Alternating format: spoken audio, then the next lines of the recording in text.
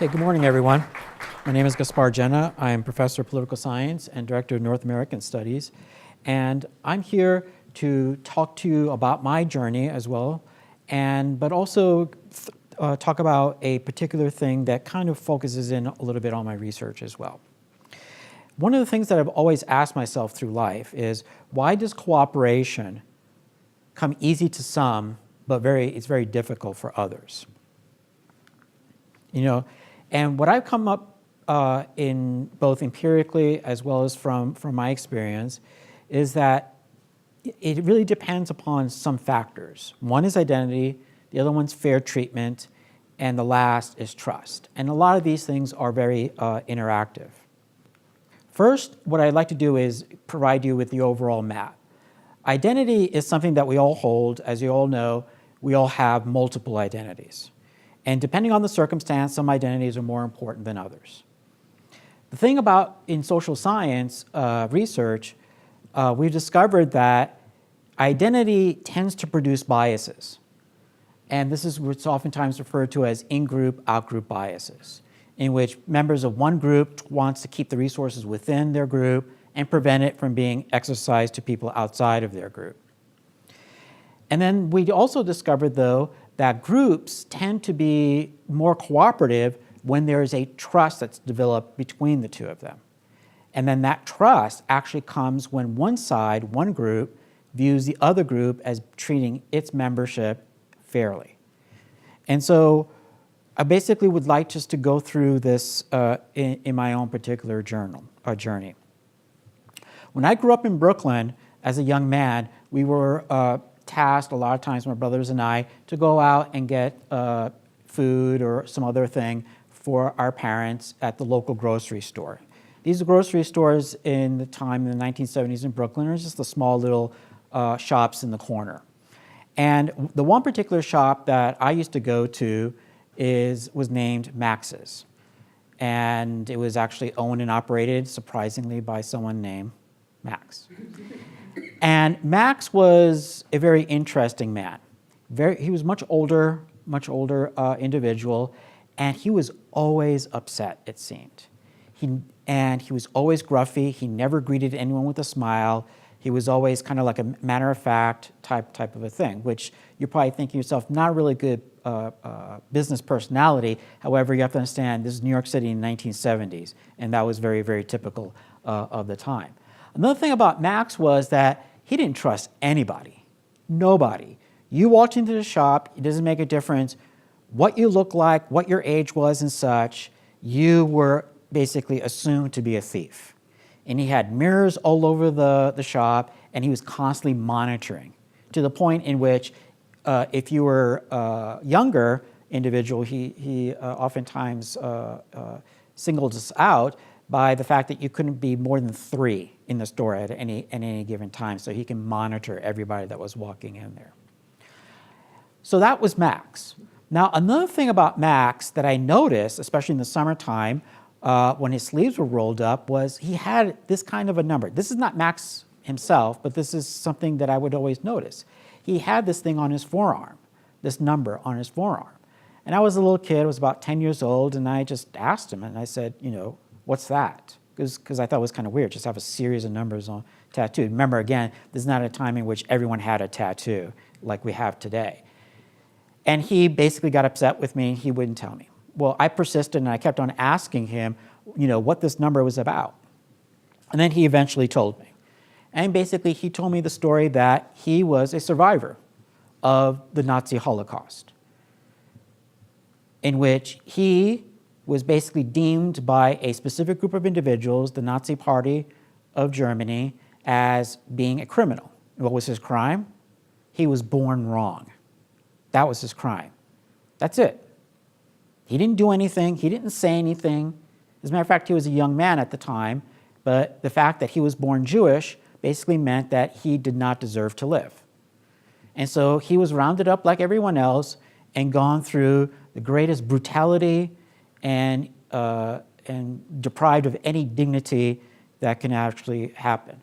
And he would tell me stories about all of the things that he would have to go through on a daily basis in these camps.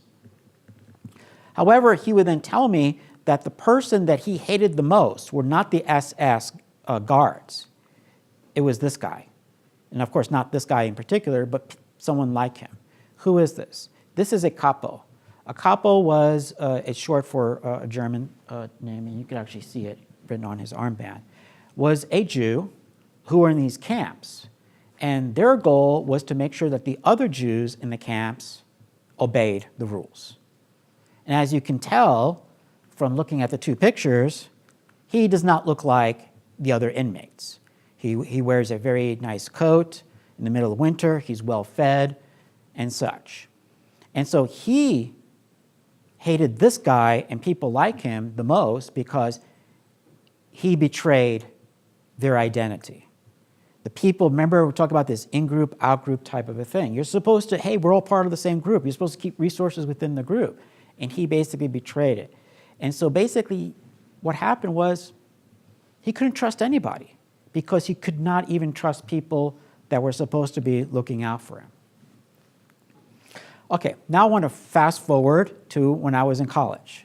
Well, when I was an undergraduate, this is how I felt, right? Okay, and of course, I'm dating myself. This is 1980s. This is before PowerPoint, before the best technology that any professor could have was, what's referred to as a slide projector that was basically something that he would write on and was just projected onto the screen. Very, very low tech, because all it was just a giant light bulb and some glass, and that's all it was. However, most professors didn't even use that. They just wrote stuff on the board. And now you're thinking to yourself, well, I've been in classes with 500 students and blah, blah, blah. All of my undergrad classes were like this, 3, 4, 100 students, sort of a thing. So I felt really out of place, much like everyone else here. But of course, I had another issue, and that was my identity. Okay, I'm an immigrant, and English was not my first language, and blah, blah, blah, and all that other stuff too. But I also had, I think, something that was even worse. And that was, for me in this situation, was I was first generation. No one in my family went to college. No one graduated from college, or even set foot in a college classroom. So as many perhaps in this audience can relate to, I had no clue what was going on. I didn't know how to study. I didn't know syllabus. When I first heard that word, I was like, what's that? What is this thing called a syllabus? And why do I keep hearing this professor keep talking about it, right? And so I basically had to learn. And then, however, I noticed something. There was always these students around me that got it. The way that when I was overhearing their conversations, they understood what was going on. They knew what these words meant. They knew exactly what to do. I didn't. And then there's this thing called advising. It's like, what's that? Oh, you have to go somewhere to get advised. I'm like, okay, where is it? There was like no direction. I had to figure this all out. Now, of course, I couldn't go to my family because I go to them and go, do you know what a syllabus is? I knew what the answer is going to be, right? Do you know about advising? Do you know about student, financial aid? No one. So I had to figure this out all on my own. So in the middle of learning this, I also had to learn everything else that was going around this. Well, I also had a problem with a lot of my classes because of all of the pressure that was involved. And so I want to give you two stories about relationship with professors and how I was helped. One professor in which I needed great assistance from because the guy was talking and I had no clue what he was saying most of the time. And his assigned reading is I was reading it and I had no understanding about what was going on. Zero. I'd read a sentence about 5 times, did not understand what was going on. So I figured, wow, on this wonderful thing called the syllabus, it says office hours, right? So I went to the office hours and wanted to talk to him. And his door was closed, so I knocked on his door, and he was there. He opened the door, and he was really upset. And I said, I'm having problems with your class. I was hoping that you can help me. And he looked at me, and he said, well, maybe if you read the book, you wouldn't be so confused, and then closed the door in my face. And why? Well, he basically thought of me as just someone that was shirking. He basically made all these assumptions about it. In other words, I wasn't being treated fairly.